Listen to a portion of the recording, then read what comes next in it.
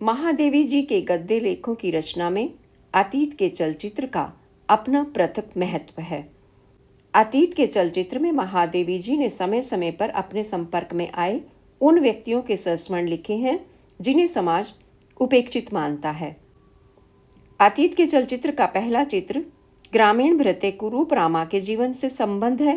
रामा का जीवन वृत्तांत महादेवी जी के बाल्य जीवन की अनेकश झलकियां प्रस्तुत करता है। तो आइए सुनिए महादेवी वर्मा द्वारा लिखित संस्मरण रामा। रामा हमारे यहाँ कब आया ये न मैं बता सकती हूँ और ना मेरे भाई बहन।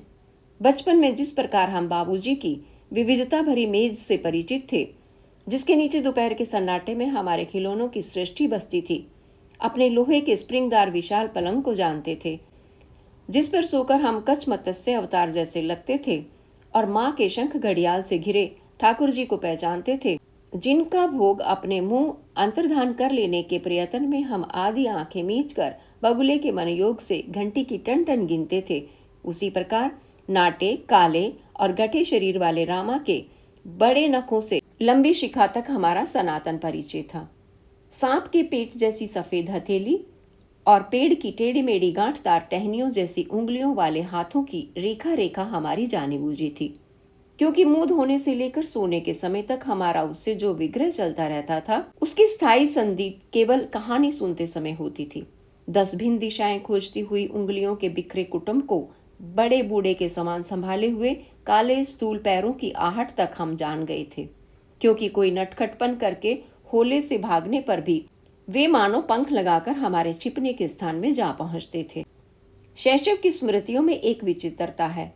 जब हमारी भावप्रवणता गंभीर और प्रशांत होती है, तब अतीत की रेखाएं कोहरे में से स्पष्ट होती हुई वस्तुओं के समान अनायास ही स्पष्ट से स्पष्ट होने लगती हैं। पर जिस समय हम तर्क से उनकी उपयोगिता सिद्ध करके स्मरण करने बैठते हैं, उस समय पत्थर फेंकने से हटकर मिल जाने वाली पानी की काई के समान विस्मृत उन्हें फिर ढक लेती है।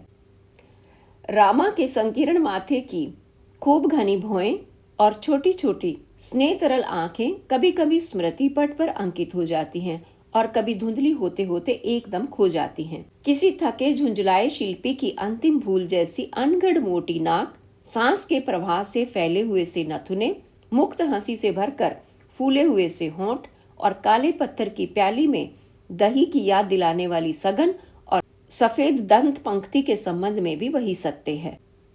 रामा के बालों को तो आध इंच अधिक बढ़ने का अधिकार ही नहीं था।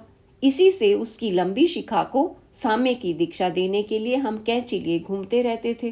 पर वह शिखा तो म्याऊं का ठोर थी, क्योंकि न तो उसका स्वामी हमारे जागते हुए सोता था और न उसके जागते हुए हम ऐसे सद अनुष्ठान का साहस कर सकते थे। कदाचित आज कहना होगा कि रामा कुरूप था, परंतु तब उससे भव्य साथी की कल्पना भी हमें असह्य थी। वास्तव में जीवन सौंदर्य की आत्मा है, पर वह सामंजस्य की रेखाओं में जितनी मूर्तिमता पाता है, उतनी विषमता में नहीं। जैसे जैसे हम बाह्य रूपों की विविधता में उलझते जाते हैं, वैसे वैसे उनके मूलगत जीवन को भूलते जाते हैं। बालक स्थूल विविधता से विशेष परिचित नहीं होता, इसी से वह केवल जीवन को पहचानता है। जहां से जीवन से स्नेह सद्भाव की किरणें फूटती जान पड़ती हैं, वहां वह व्यक्ति विषम रेखाओं की उपेक्षा कर डालता है, और जहां द्वेष, घृणा आदि के घूम से जीवन ढका रहता है, वहां वह सामंजस्य को भी ग्रहण नहीं करता। इसी से रामा हमें बहुत अच्छा लगता था। जान पड़ता है उसे भी अपनी कुरूपता का पता नहीं था, तभी तो केवल एक मिजई और घुटनों तक ऊंची धोती पहनकर अपनी कुढोलता के अधिकांश की प्रदर्शनी करता रहता था। उसके पास सजने के उपयुक्त सामग्री का अभाव नहीं था, क्योंकि कोठरी में अस्तर लगा लंबा कुर्ता, बंधा हुआ साफा, बुंदेलखंडी जूते और गठीली लाठी किसी शुभ मुहूर्त की प्रतीक्षा करते जान पड़ते थे।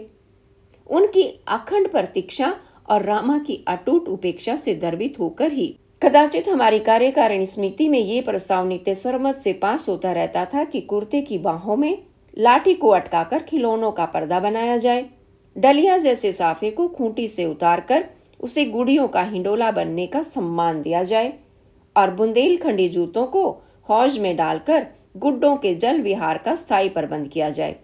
पर रामा अपने अंधेरे दुर्ग में चरमर स्वर में डांटते हुए द्वार को इतनी ऊंची अर्गला से बंद रखता था कि हम स्टूल पर खड़े होकर भी छापा न मार सकते थे। रामा के आगमन की जो कथा हम बड़े होकर सुन सके वह भी उसी के समान विचित्र है। एक दिन जब दोपहर को माँ बड़ी पापड़ आदि के अक्षय कोष को धूप में सुखा रही थी, तब न जाने कब दुर्बल और क्लांत रामा आंगन के द्वार की देहली पर बैठकर किवाड़ से सिर टिकाकर निश्चेष्ट हो रहा। उसे भिखारी समझ जब उन्होंने निकट जाकर प्रश्न किया, तब वह ए माताई, ए रामा तो भूखन के मारे जो चला कहता हुआ उनके पैरों पर लेट गया। दूध मिठाई आदि का रसायन देकर माँ जब रामा को पुनर्जीवन दे चुकी, तब समस्या और जटिल हो गई, क्योंकि भूख तो ऐसा रोग नहीं जिसमें उपचार का क्रम टूटे। वह बुंदेलखंड का ग्रामीण बालक विमाता के अत्याचार से भागकर मांगता खाता इंदौर तक आ पहुंचा था, जहां न कोई अपना था और न रहने का ठिकाना। ऐसी स्थिति में रामा यदि माँ की ममता का सहज ही अधिकारी बन बैठा तो आश्चर्य क्या। उस दिन संध्या समय जब बाबूजी लौटे, तब लकड़ी रखने की कोठरी के एक कोने में रामा के बड़े बड़े जूते विश्राम कर रहे थे और दूसरी में लंबी लाठी समाधिस्थ थी और हाथ मुंह धोकर नए सेवाव्रत में दीक्षित रामा हक्का बक्का सा अपने कर्तव्य का अर्थ और सीमा समझने में लगा हुआ था। बाबूजी तो उसके अपरूप को देखकर विस्मय विमुग्ध हो गए। हंसते हंसते पूछा, ये किस लोक का जीव ले आए हैं धर्मराज जी? माँ के कारण हमारा घर अच्छा खासा जू बना रहता था। बाबूजी जब लौटते तब प्राय कोई लंगड़ा भिखारी बाहर के दालान में भोजन करता रहता। कभी कोई सूरदास पिछवाड़े के द्वार पर खंजड़ी बनाकर भजन सुनाता होता। कभी पड़ोस का कोई दरिद्र बालक नया कुर्ता पहनकर आंगन में चौकड़ी भरता दिखाई देता और कभी कोई वृद्ध ब्राह्मणी भंडार घर की देहली पर सीधा गठियाते मिलती। बाबूजी ने माँ की किसी कार्य के प्रति कभी कोई विरक्ति नहीं प्रकट की, पर उन्हें चिढ़ाने में सुख का अनुभव करते थे। रामा को भी उन्होंने क्षण भर का अतिथि समझा, पर माँ शीघ्रता में कोई उत्तर न खोज पाने के कारण बहुत उद्विग्न होकर कह उठी, मैंने खास अपने लिए इसे नौकर रख लिया है। जो व्यक्ति कई नौकरों के रहते वे भी क्षण भर विश्राम नहीं करता, वह केवल अपने लिए नौकर रखे, यही कम आश्चर्य की बात नहीं। उस पर ऐसा विचित्र नौकर। बाबूजी का हंसते हंसते बुरा हाल हो गया। विनोद से कहा, ठीक ही है, नास्तिक जिनसे डर जावे। ऐसे खास सांचे में ढले सेवक ही तो धर्मराज जी की सेवा में रह सकते हैं। उन्हें अज्ञात कुलशील रामा पर विश्वास नहीं हुआ, पर माँ से तर्क करना व्यर्थ होता, क्योंकि वे किसी की पात्रता अपात्रता का मापदंड अपनी सहज संवेदना ही को मानती थी। रामा की कुरूपता का आवरण भेद कर उनकी सहानुभूति ने जिस सरल हृदय को परख लिया, उसमें अक्षय सौंदर्य न होगा, ऐसा संदेह उनके लिए असंभव था। इस प्रकार रामा हमारे यहाँ रह गया, पर उसका कर्तव्य निश्चित करने की समस्या नहीं सुलझी। सब कामों के लिए पुराने नौकर थे और अपने पूजा और रसोई घर का कार्य माँ किसी को सौंप ही नहीं सकती थी। आरती पूजा आदि के संबंध में उनका नियम जैसा निश्चित और अपवादहीन था, भोजन बनाने के संबंध में उससे कम नहीं। एक और उन्हें विश्वास था कि उपासना उनकी आत्मा के लिए अनिवार्य है, तो दूसरी ओर दृढ़ता धारण थी कि उनका स्वयं भोजन बनाना हम सब के शरीर के लिए नितांत आवश्यक है। हम सब एक दूसरे से 2-2 वर्ष छोटे बड़े थे, अतः हमारे अबोध और समझदार होने के समय में विशेष अंतर नहीं रहा। निरंतर यज्ञ ध्वंस में लगे दानवों के समान हम माँ के सभी महान अनुष्ठानों में बाधा डालने की ताक में मंडराते रहते थे। इसी से रामा को हम विद्रोहियों को वश में रखने का गुरु कर्तव्य सौंपकर कुछ निश्चिंत हो सकी।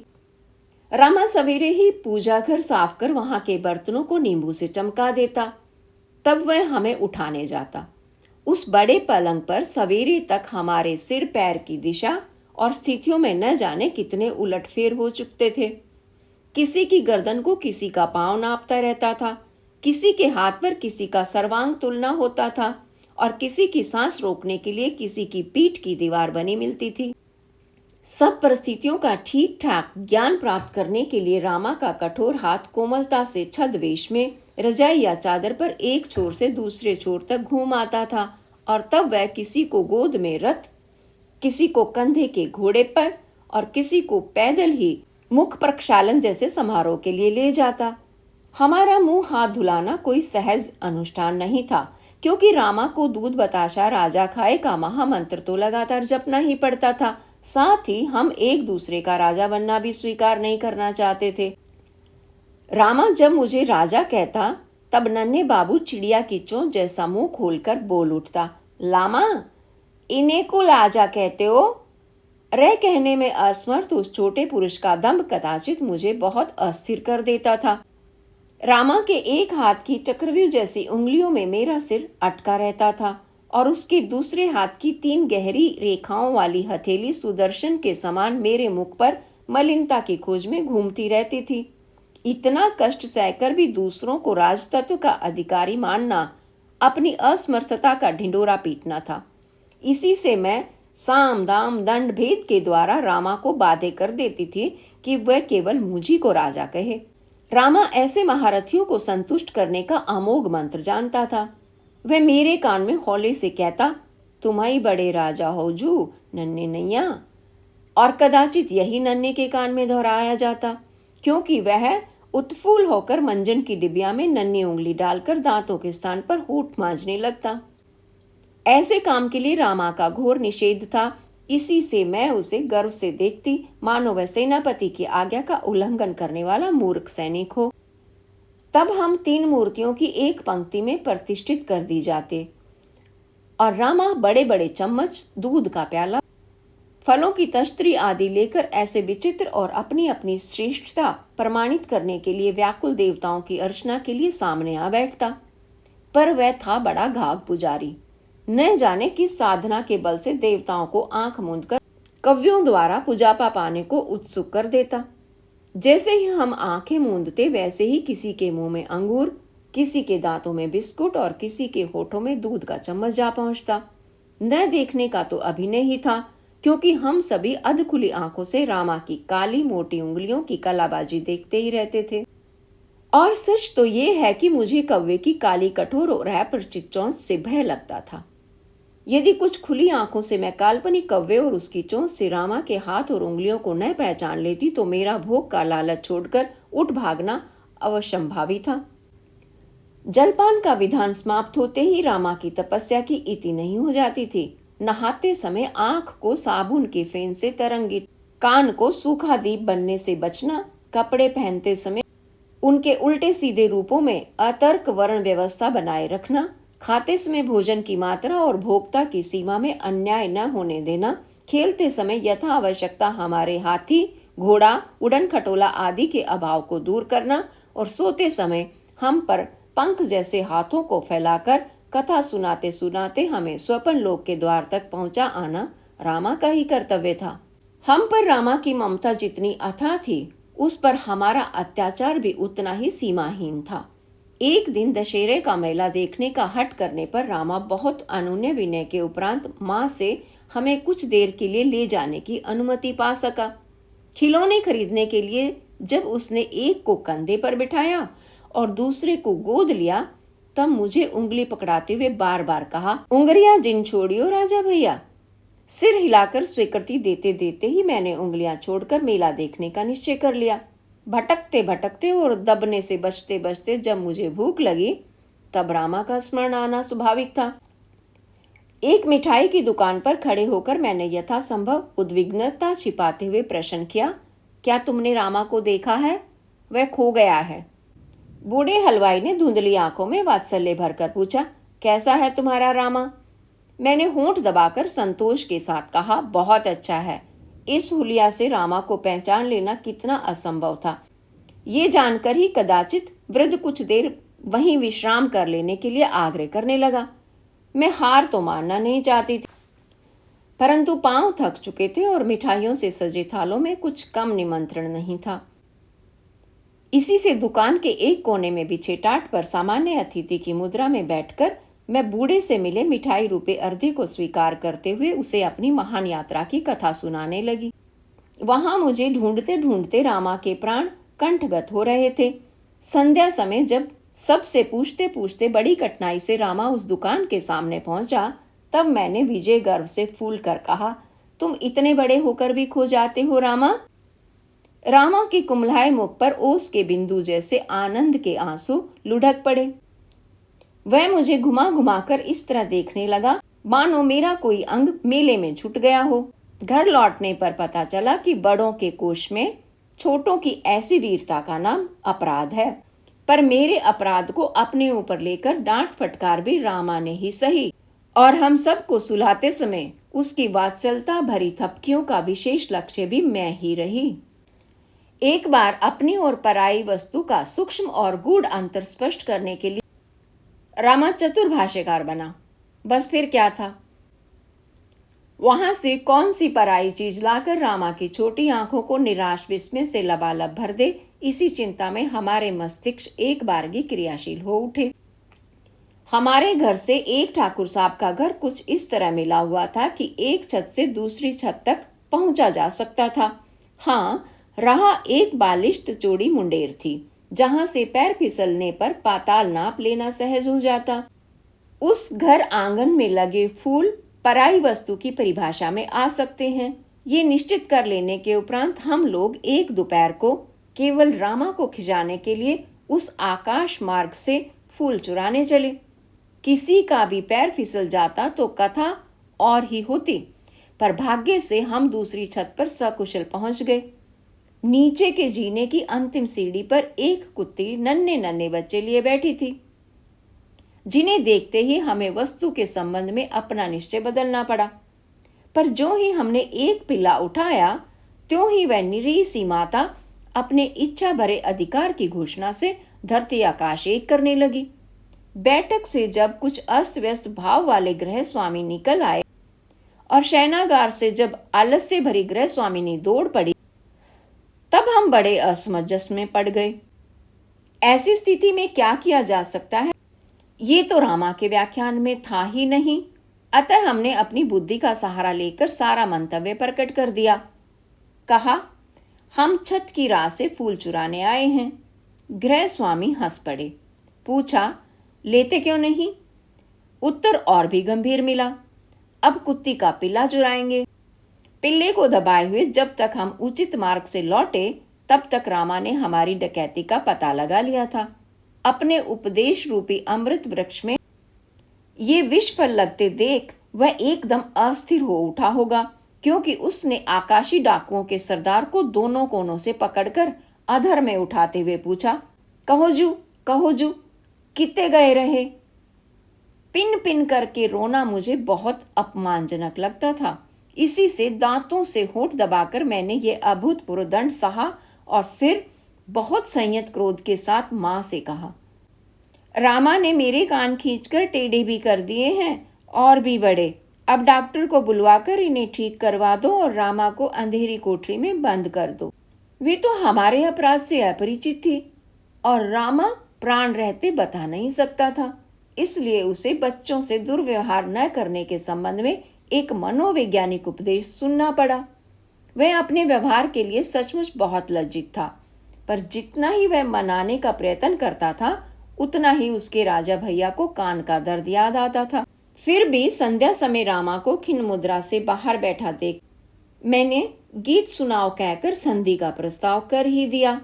रामा को एक भजन भराता था, ऐसो सिए रघुवीर भरोसो, और उसे वह जिस प्रकार गाता था उससे पेड़ पर के चिड़िया कौवे तक उड़ सकते थे, परंतु हम लोग उस अपूर्व गायक के अद्भुत श्रोता थे।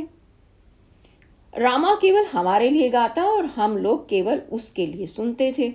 मेरा बचपन समकालीन बालिकाओं से कुछ भिन्न रहा, इसी से रामा का उसमें विशेष महत्व है। उस समय परिवार में कन्याओं की अभ्यर्थना नहीं होती थी। आंगन में गाने वालियां, द्वार पर नौबत वाले और परिवार के बूढ़े से लेकर बालक तक सब पुत्र प्रतीक्षा में बैठे रहते थे। जैसे ही दबे स्वर से लक्ष्मी के आगमन का समाचार दिया गया, वैसे ही घर के एक कोने से दूसरे तक दरिद्र निराशा व्याप्त हो गई।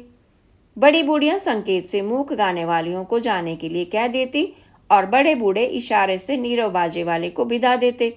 यदि ऐसे अतिथि का भार उठाना परिवार की शक्ति से बाहर होता तो उसे बैरंग लौटा देने के उपाय भी सहज थे।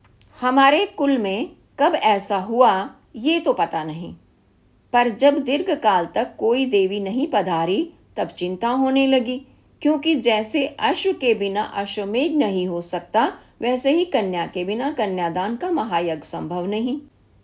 बहुत प्रतीक्षा के उपरांत जब मेरा जन्म हुआ, तब बाबा ने इसे अपनी कुल देवी दुर्गा का विशेष अनुग्रह समझा और आदर प्रदर्शित करने के लिए अपना फारसी ज्ञान भूलकर एक ऐसा पौराणिक नाम ढूंढ लाए जिसकी विशालता के सामने कोई मुझे छोटा मोटा घर का नाम देने का भी साहस न कर सका।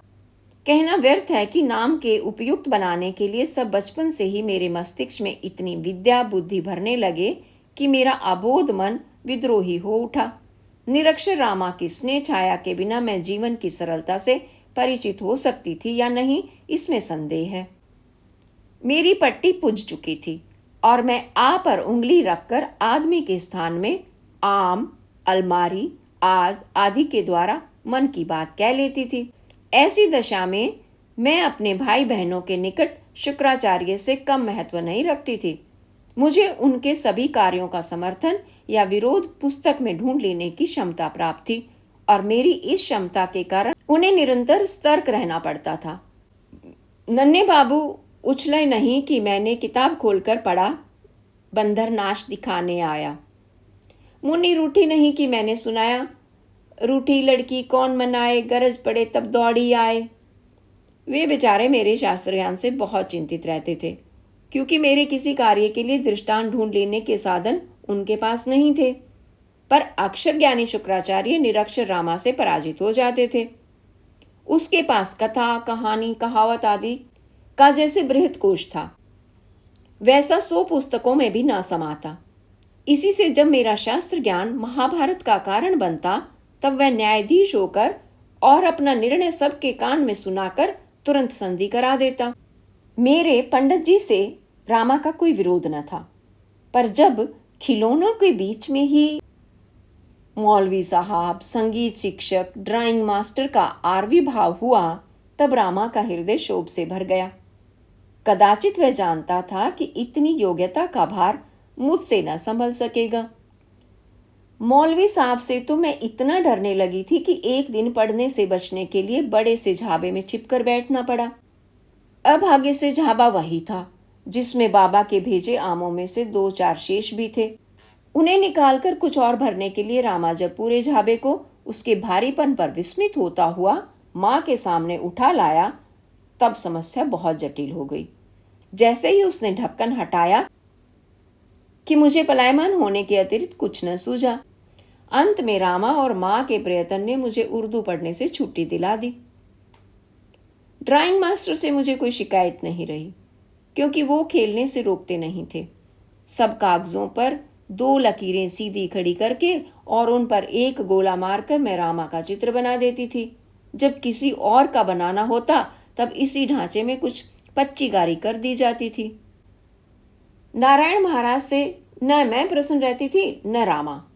जब उन्होंने पहले दिन संगीत सीखने के संबंध में मुझसे प्रश्न किया, तब मैंने बहुत विश्वास के साथ बता दिया कि मैं रामा से सीखती हूँ। जब उन्होंने सुनाने का अनुरोध किया, तब मैंने रामा का वही भजन ऐसी विचित्र भाव भंगिमा सुना दिया कि वे अवाक हो रहे। उस पर भी जब उन्होंने मेरे सेवक गुरु रामा को अपने से बड़ा और योग्य गायक नहीं माना, तब मेरा अप्रसन्न होना स्वाभाविक था। रामा के बिना भी संसार का काम चल सकता है, ये हम नहीं मान सकते थे। माँ जब 10-15 दिन के लिए नानी को देखने जाती, तब रामा को घर और बाबूजी की देखभाल के लिए रहना पड़ता था। बिना रामा के हम जाने के लिए किसी प्रकार भी प्रस्तुत नहीं होते, अतः वे हमें भी छोड़ जाती। बीमारी के संबंध में रामा से अधिक सेवापरायण और सावधान व्यक्ति मिलना कठिन था। एक बार जब छोटे भाई के चेचक निकली, तब वह शेष को लेकर ऊपर के खंड इस तरह रहा कि हमें भाई का स्मरण ही नहीं आया। रामा की सावधानी के कारण ही मुझे कभी चेचक नहीं निकली। एक बार और उसी के कारण मैं एक भयानक रोग से बच सकी हूँ। इंदौर में प्लेग फैला हुआ था और हम शहर से बाहर रहते थे। माँ और कुछ महीनों की अवस्था वाला छोटा भाई इतना बीमार था कि बाबूजी हम तीनों की खोज खबर लेने का अवकाश कम पाते थे। ऐसे अवसर पर रामा अपने स्नेह में हमें इस प्रकार घेर लेता था कि और किसी अभाव की अनुभूति ही असंभव हो जाती थी। जब हम सघन आम की डाली में पड़े झूले पर बैठकर रामा की विचित्र कथाओं को बड़ी तन्मयता से सुनते थे, तभी एक दिन हल्के से ज्वर के साथ मेरे कान के पास गिलटी निकल आई। रामा ने एक बुढ़िया की कहानी सुनाई थी, जिसके फूले पैर में से भगवान ने एक वीर मेंढक उत्पन्न कर दिया था। मैंने रामा को यह समाचार देते हुए कहा, मालूम होता है कि मेरे कान से कहानी वाला मेंढक निकलेगा।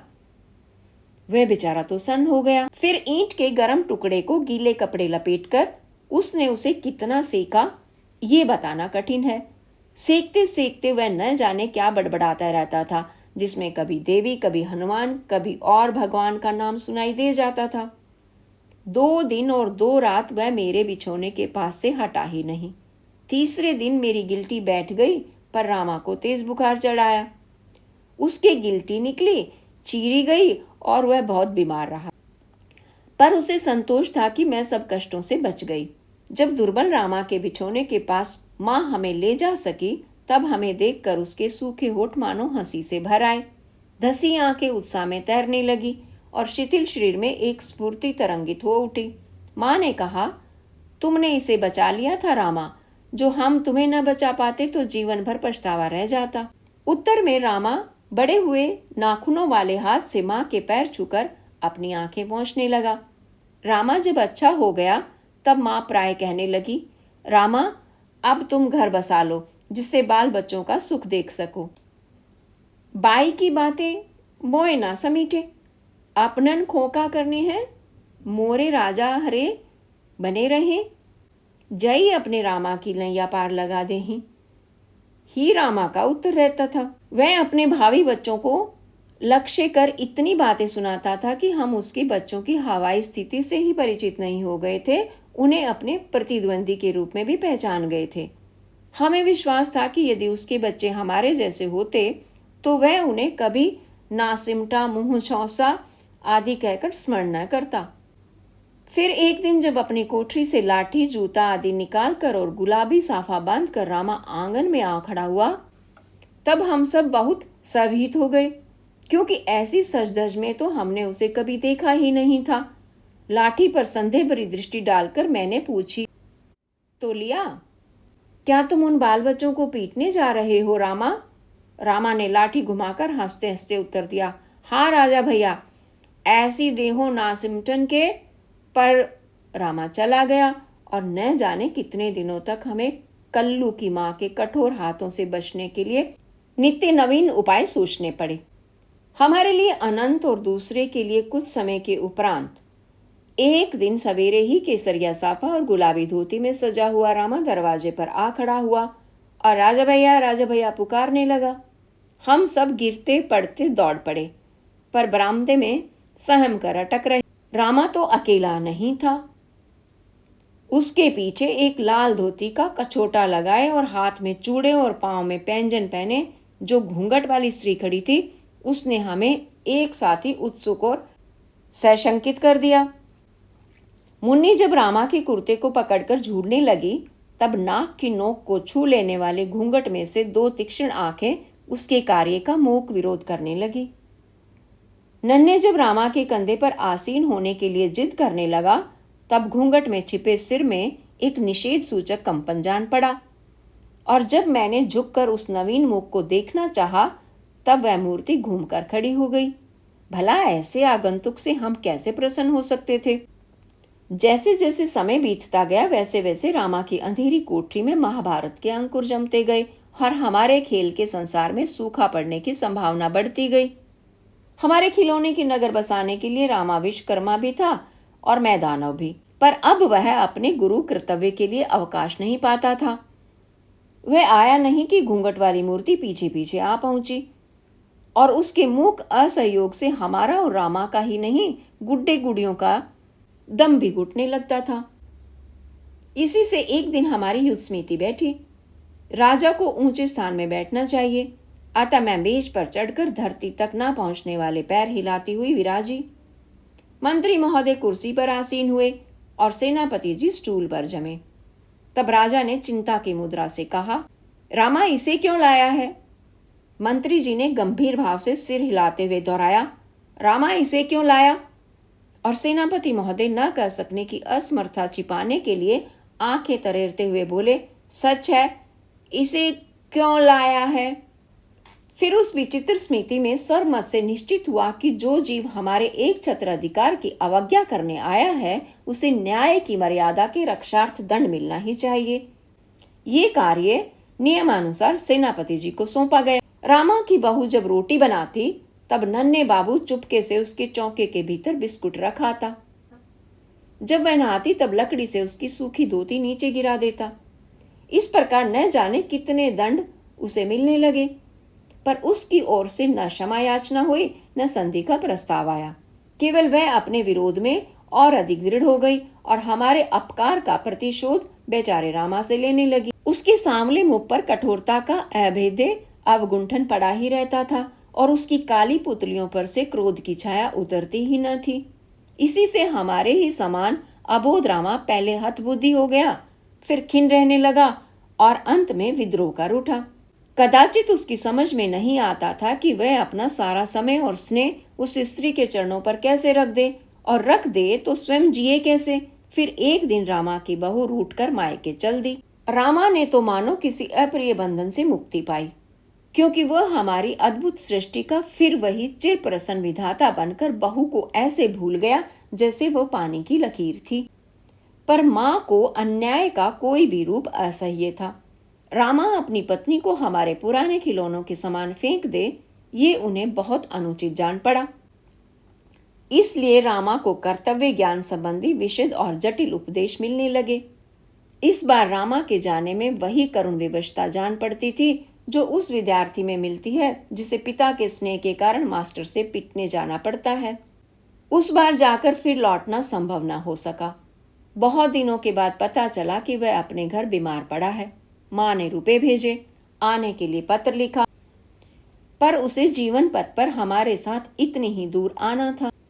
हम सब खिलौने रखकर शून्य दृष्टि से बाहर देखते रह जाते थे। नन्हे बाबू 7 समुद्र पार पहुंचना चाहता था, पर उड़ने वाला घोड़ा न मिलने से यात्रा स्थगित हो जाती थी। मुन्नी अपनी रेल पर संसार भ्रमण करने को विकल थी, पर हरी लाल झंडी दिखाने वाले के बिना उसका चलना ठहरना संभव नहीं हो सकता था। मुझे गुड़िया का विवाह करना था, पर पुरोहित और प्रबंधक के बिना शुभ लग्न टलती जा रही थी। हमारी संख्या 4 तक पहुंचने वाला छोटा भैया 2.5 वर्ष का हो चुका था और हमारे निर्माण को ध्वंस बनाने के अभ्यास में दिनों दिन तत्पर होता जा रहा था। उसे खिलौनों के बीच में प्रतिष्ठित कर हम सब बारी बारी से रामा की कथा सुनाने के उपरांत कह देते थे कि रामा जब गुलाबी साफा बांधकर लाठी लिए हुए लौटेगा तब तुम गड़बड़ ना कर सकोगे। पर हमारी कहानी के उपसंहार के लिए भी रामा कभी न लौटा। आज मैं इतनी बड़ी हो गई हूं कि राजा भैया कहलाने का हट स्वपन सा लगता है। बचपन की कथा कहानियां कल्पना जैसी जान पड़ती हैं और खिलौनों के संसार का सौंदर्य भ्रांति हो गया है, पर रामा आज भी सत्य है, सुंदर है, स्मरणीय है। मेरे अतीत में खड़े रामा की विशाल छाया वर्तमान के साथ बढ़ती ही जाती है, निर्वाक, निस्तांद्र, पर स्नेह तरल।